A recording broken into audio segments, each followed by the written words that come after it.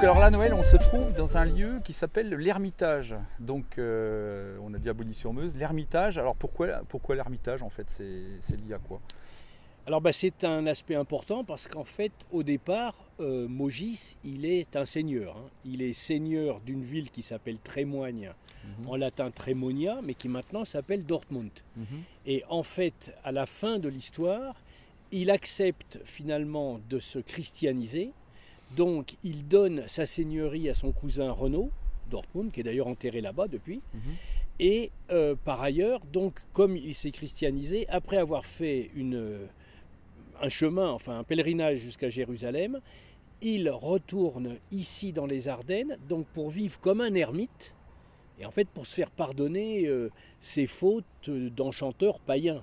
Donc l'ermite est ici, à l'Ermitage, et c'est là que Maugis finalement finit sa vie, et même vraisemblablement est enterré dans les environs. Alors c'est un personnage légendaire, est-ce qu'il est vraiment mort? On ne sait pas. Ah bah là bien sûr, C'est là où on, on touche à l'imaginaire. comme le cheval Bayard est toujours vivant. Voilà, Bon, c'est donc ça. je ne vais pas en parler puisque d'autres en vont en parler après moi. Mais disons que Maugis, effectivement, c'est un magicien, c'est un enchanteur, c'est pas seulement un magicien. Ça c'est important. Donc à la fois il pratique des tours, mais en même temps il est capable d'utiliser aussi des herbes, donc des potions magiques, hein. C'est un peu aussi comme Panoramix, on va dire, D'Astérix. dans Astérix, quoi, hein. Donc c'est un druide, c'est l'héritier des druides, hein, Maugis, en D'accord. fait.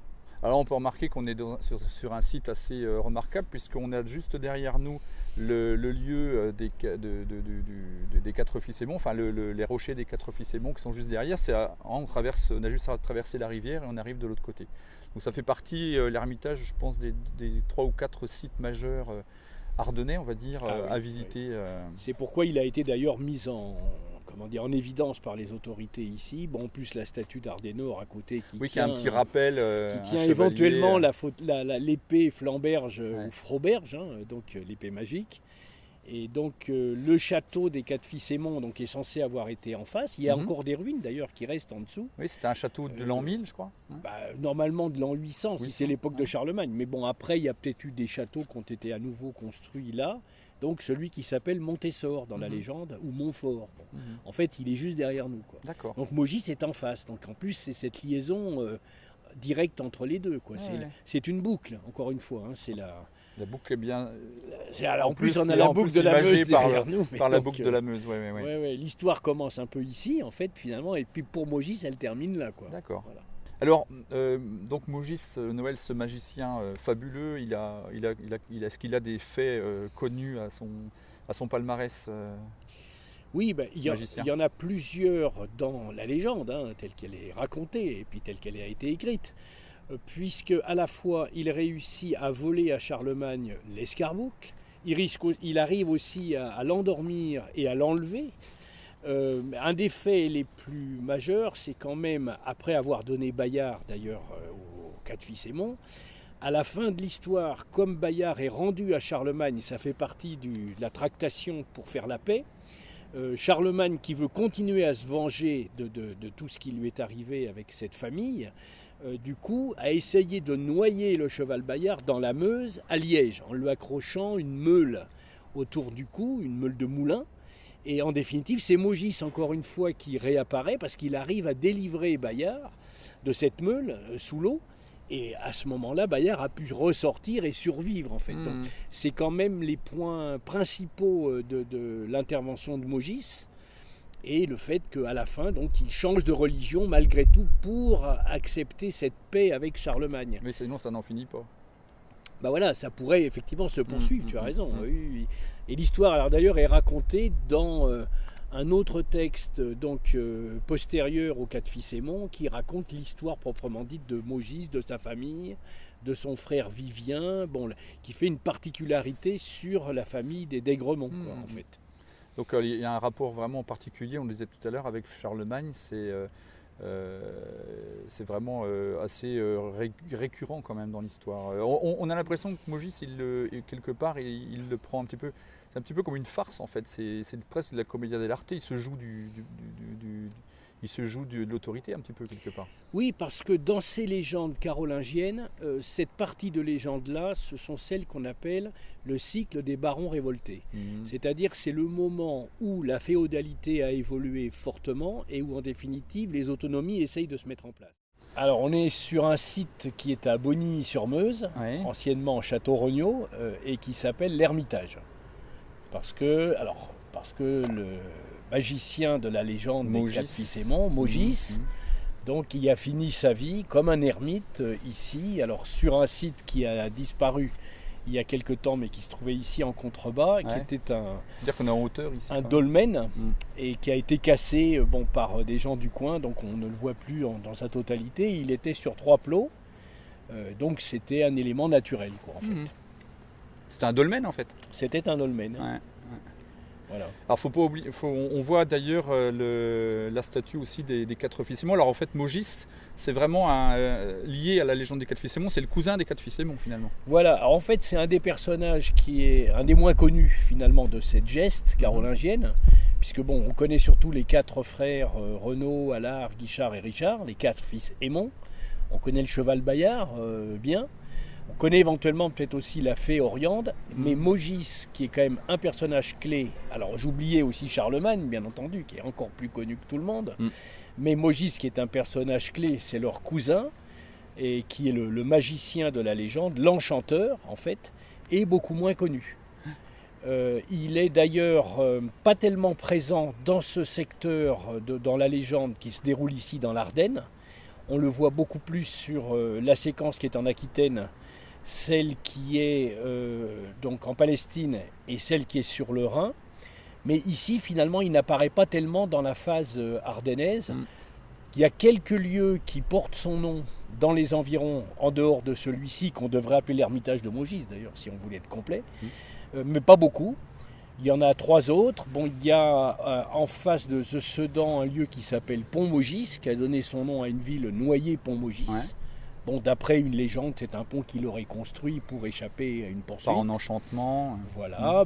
Il y a également, alors à Givet, une tour qui est à l'intérieur du Fort Condé, qui s'appelle la tour Maugis, parce qu'elle est plus ancienne que le Fort Condé lui-même.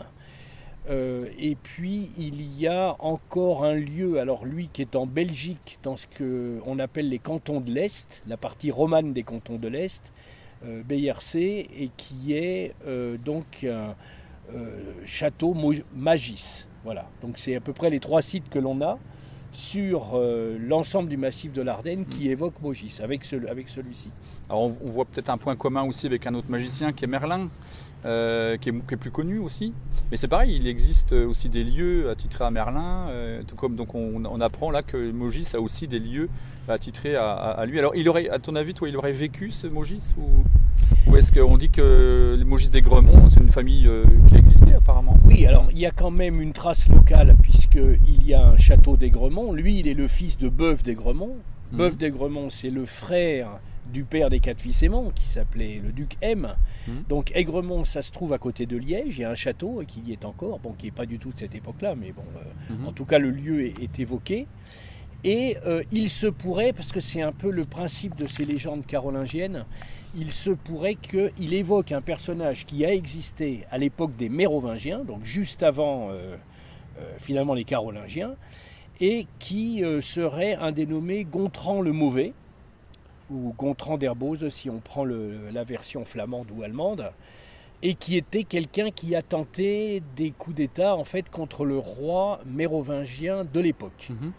Donc ça pourrait être tout à fait logique, parce que c'est un peu le rôle que Maugis a dans la légende. Il est souvent en hostilité directe par rapport à Charlemagne, par exemple. D'accord. Donc c'est possible que ce soit l'origine de sa présence. Il ne faut pas oublier qu'en fait, dans l'histoire des 4 fils aimants, c'est quand même le grand, pas le rival, mais je dirais presque le Charlemagne, il lui en veut quand même pas mal. Enfin, il y a quand même une espèce d'animosité entre les deux quand même. Oui, d'une part du fait à ce conflit familial qui existe entre la famille de Charlemagne et celle des 4 fils aimants, parce que le père de Maugis, donc Beuve d'Aigremont, a refusé de participer à une campagne de Charlemagne alors que c'était un vassal, donc normalement ça ne se fait pas. Et en plus, il a tué le fils de Charlemagne qui était venu en ambassadeur pour pouvoir essayer de négocier avec lui. Donc il y a un conflit très fort entre Charlemagne d'un côté et les d'Aigremont en fait. Donc d'une part, ça commence avec cet aspect-là, ce conflit. Et ensuite, comme Charlemagne lui essaye d'étendre le christianisme sur toutes ces contrées, bon, il est encore en butte avec Mogis, parce que Mogis, lui, il a effectivement la fonction de Merlin l'Enchanteur. Il représente une sorte de druide, en fait. C'est l'ancienne religion pré-chrétienne. D'accord. Donc Charlemagne est en opposition avec lui parce que Mogis passe son temps à faire des tours d'enchantement, des tours de magie. C'est un peu la guerre entre le païen et le chrétien. Bah oui, c'est ça. Il a vraiment le même rôle que Merlin l'Enchanteur, en fait. D'accord, c'est assez étonnant. Oui. C'est une particularité de cette légende par rapport aux autres légendes carolingiennes. D'accord. Alors Mogis, il est enchanteur et par ailleurs, il a justement aidé les quatre fils Aymon de manière magistrale, sans jeu de mots, donc avec le don qu'il leur a fait du cheval Bayard, qui est un cheval magique, un cheval fée, et également d'une épée magique qui s'appelle Froberge ou Flamberge, qui a en fait le même rôle que Excalibur dans la légende arthurienne. Quoi. Et donc Mogis, il est censé avoir été éduqué comme magicien à Tolède. Alors en plus, il y a une représentation qui est plus large que l'Ardenne, parce que donc justement, il y a cette fonction d'apprentissage à Tolède. Mais aussi, il est censé avoir récupéré le cheval Bayard dans une île qui s'appelle Boucan et qui en fait est vraisemblablement la Sicile. Donc il a obtenu ce cheval de la part de la fée Oriande, avec qui il a une relation quasi amoureuse en fait. Et après, donc, il en fait don à ses cousins, donc les quatre fils Aymon, et principalement à Renaud, quoi, qui est le plus important des quatre fils Aymon. Alors Noël, par rapport à, on parlait justement tout à l'heure de la geste des barons révoltés, donc Mogis s'inscrit dans cette histoire-là finalement. En fait, c'est un cycle de légendes carolingiennes plus tardives, dans laquelle Charlemagne est plutôt critiqué parce que c'est le début de la féodalité. Donc les différents seigneurs locaux essayent de prendre leur place et donc pour ça ils critiquent l'empereur. Donc en définitive, là, Mogis joue le rôle de celui qui ridiculise Charlemagne dans sa fonction d'empereur, alors que les quatre fils Aymon continuent à rester respectueux de Charlemagne, mais lui, il a cette fonction-là, donc il arrive à endormir Charlemagne, à l'enlever, à lui voler son escarboucle, et à s'opposer à lui plusieurs fois. Donc Charlemagne a une vraie haine contre Mogis, beaucoup plus que contre les quatre fils Aymon en fait. D'accord, c'est lui qui est plus... de ce fait-là, entre autres, il y a l'histoire familiale de Mogis avant avec le conflit lié au d'Aigremont, mais en plus se rajoute le fait que c'est un magicien donc druide finalement et qui n'arrête pas d'intervenir contre la volonté de l'empereur. Moi, il y a un truc qui m'intéresse dans l'histoire de Mogis, c'est justement son nom. Quand on entend Mogis, on entend magicien. Il y a quand même une racine par rapport à ça ou... Il semblerait, de toute façon, c'est quand même très proche, donc ce ne serait pas étonnant que... Mage, magicien, effectivement, c'est ça, on retrouve une filiation là-dessus. Alors ce qui est curieux aussi, c'est que justement, les Islandais, donc plusieurs siècles après, eux, ayant entendu parler de cette histoire extraordinaire de la légende des quatre fils Aymon, qui circulait dans toute l'Europe, sont venus exprès en Allemagne pour en avoir des sources et des informations. Donc les Allemands leur ont raconté la légende avec leur version à eux, allemande. Donc ce qui est rigolo, c'est que les villes importantes racontées par les Islandais après, qui en ont fait une saga, ce sont des villes allemandes, c'est-à-dire Worms, Speyer, sont plus importantes que Paris, par exemple. Ça s'appelle la Magus. Alors voilà, donc cette saga, en plus, la particularité, c'est qu'elle porte le nom justement de Mogis, parce qu'elle s'appelle Magus, donc la saga Magus en fait, et elle raconte, c'est assez fidèle avec l'histoire proprement dite que l'on connaît, avec des variantes, mais enfin fidèle. Et en définitive, Mogis devient le personnage principal pour eux. C'est le magicien, puisqu'ils ont donné le nom d'ailleurs de l'histoire, le nom de ce magicien à cette saga, avec laquelle ils ont envahi la Scandinavie. C'est-à-dire qu'après, ils l'ont raconté aux Danois, aux Norvégiens, aux Suédois. Et d'ailleurs, moi, j'ai retrouvé dans la bibliothèque du roi de Suède à Stockholm la traduction française de cette saga islandaise. Voilà, c'est comme ça que j'ai pu prendre connaissance de l'histoire. D'accord, ouais. Ça, c'est un volet qu'on ne connaissait pas trop de Maugis, non, en parce fait, qu'il c'est assez récent. il est éloigné, évidemment il est plus récent, puisque en mm. fait il a fallu que cette information arrive jusqu'aux Islandais et qu'eux-mêmes fassent cette démarche pour essayer d'en savoir plus, en fait. Alors c'est une saga, hein, donc ça passe son temps à raconter à nouveau, à chaque fois, l'affiliation de chacun des personnages. Un tel est le fils d'un tel qui a aussi eu une telle comme mère, un tel comme cousin ou comme frère. Bon, c'est le principe des sagas islandaises, D'accord. C'est eux qui ont inventé le concept de la saga, d'ailleurs. Ouais. C'est pas récent, quoi. Ah non, je ne pourrais pas le situer comme ça, mais en fait, on est plus proche déjà du XIVe siècle, peut-être même du XVe siècle. C'était un petit peu les grandes superproductions de l'époque, bah, finalement. Oui. Il y en a beaucoup d'autres, mais celle-ci fait partie des sagas importantes. Mais on peut pas ne pas penser, justement, en écoutant ce genre de grande histoire, de grande saga, faire un rapprochement avec les sagas modernes, comme on peut voir dans Harry Potter, dans Le Seigneur des Anneaux. Voilà, oui. De toute façon, que ce soit Harry Potter ou Le Seigneur des Anneaux, donc il s'inspire de forcément de ça. Ouais. Justement, d'ailleurs, l'auteur du Seigneur des Anneaux, là, sur le moment le nom Tolkien, voilà, donc lui-même il fait un mixte entre les sagas islandaises, les légendes germaniques et les légendes carolingiennes. Il fait un mix des trois, puisqu'on retrouve celtique, des éléments et celtiques. Tu as raison. Oui. D'accord. Donc voilà. Parfait. Super, on est bien là. On va aller dans la foulée, on va laisser tourner. Ah oui, tu voulais sur les légendes, parce qu'effectivement, du coup, ça peut permettre la route des légendes. Oui, alors je vais le faire après. Juste. Ça permet d'enclencher pourquoi on fait ça après. D'accord. Alors Noël, j'ai une autre question à te poser. Toi, qu'est-ce qui te plaît justement dans toutes ces légendes-là? Qu'est-ce qui résonne chez toi quand on entend ces grandes histoires? Qu'est-ce qui te plaît là-dedans en fait?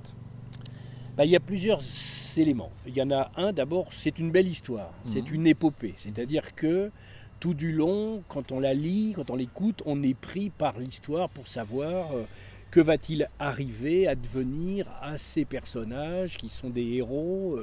C'est un peu comme l'Iliade et l'Odyssée, on est pris par l'histoire. Il y a une intrigue. Il y a une intrigue, il y a une épopée. Et un autre élément, moi, qui m'a particulièrement intéressé, qui est aussi le fait que ça ait pu impacter autant sur le plan des territoires une partie aussi grande de l'Europe. Parce que justement, si on prend les Islandais qui sont concernés par cette saga, on ne peut pas trouver plus au nord de l'Europe que l'Islande.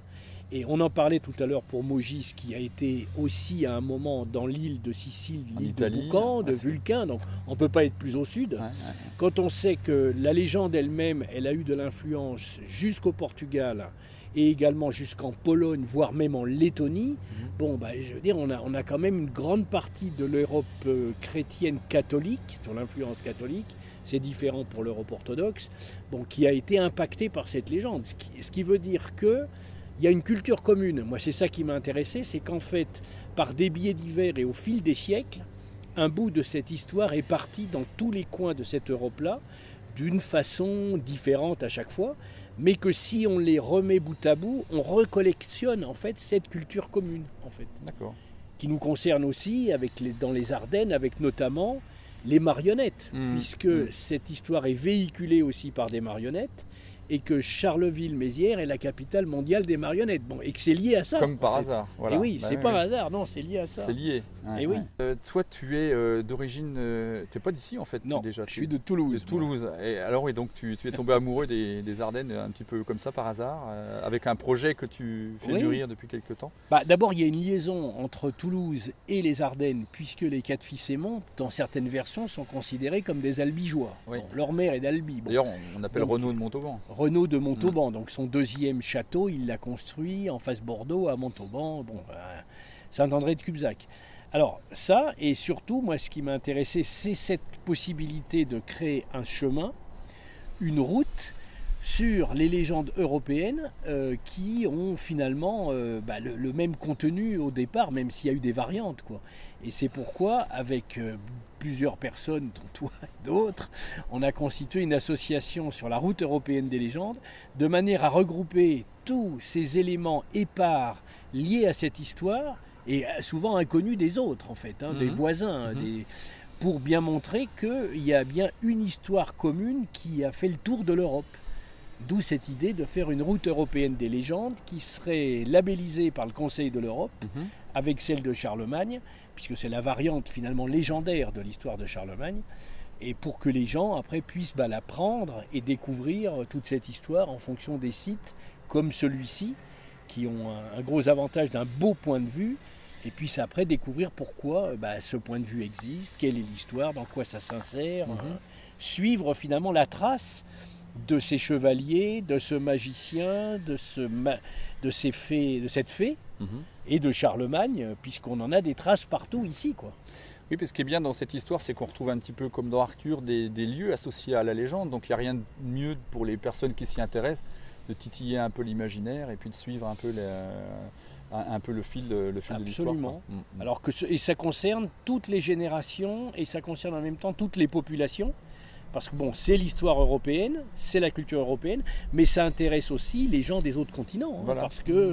Parce que c'est une belle histoire et qu'on peut la raconter. On a derrière nous les rochers des Quatre Fils-Aymon. Si on continue la Meuse, plus bas, on arrive sur le rocher Bayard, donc qui est leur cheval, donc en Belgique, à Dinan. Et c'est un peu ça qui m'a donné l'idée. Je dis, mais en fait, puisqu'on a des rochers ici et un là-bas, si on les reliait, en fait, on pourrait raconter l'histoire, quoi.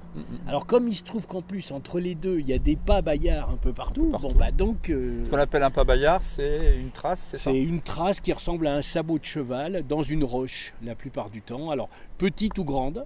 Effectivement, souvent, ça ressemble à un sabot de cheval. Donc, on peut se dire, tiens, le cheval Bayard a vraiment existé, comme c'est un cheval qui volait, enfin, qui faisait des bonds prodigieux. Et en définitive, on a sa trace là. Alors on a le 3 du côté français déjà, encore plusieurs du côté belge. Sans parler en plus des rochers, des innombrables rochers, Bayard, à Namur comme par celui exemple, de Dinan. Voilà. Puis aussi le Bayamont, donc quand vous allez aller avec Jean-Pierre Léman, qui porte le nom du Mont Bayard, quoi, justement, et qui est aussi une belle... un beau site, quoi, un très très beau site avec des ruines romaines, médiévales, enfin donc... Voilà, donc tout ça, on suit le chemin et ça permet de raconter l'histoire de cette légende.